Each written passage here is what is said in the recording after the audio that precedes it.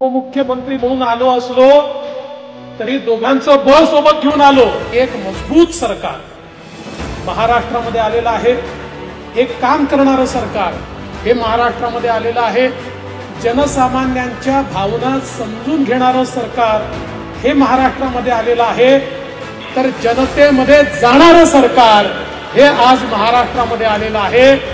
पण आजचा कार्यक्रम हा खऱ्या अर्थानं विकास कसा केला पाहिजे याचा कार्यक्रम आहे की आजचा कार्यक्रम आणि जे वेगवेगळे उपक्रम हातामध्ये घेतले आहेत याच्यावरनं आपल्या सगळ्यांच्या लक्षात निश्चितपणे आलं असेल की नाशिकच्या चेहरा-मोहरा बदलण्याकरता आमचे सातत्याने प्रयत्न आहेत। त्यामुळे तुम्ही जसं स्मार्ट बस स्थानक बनवलेलं आहे त्या स्मार्ट बस स्थानकामध्ये आता पुढच्या काळामध्ये स्मार्ट एसटी आम्ही घेऊन येऊ हा विश्वास मी तुम्हाला देतो।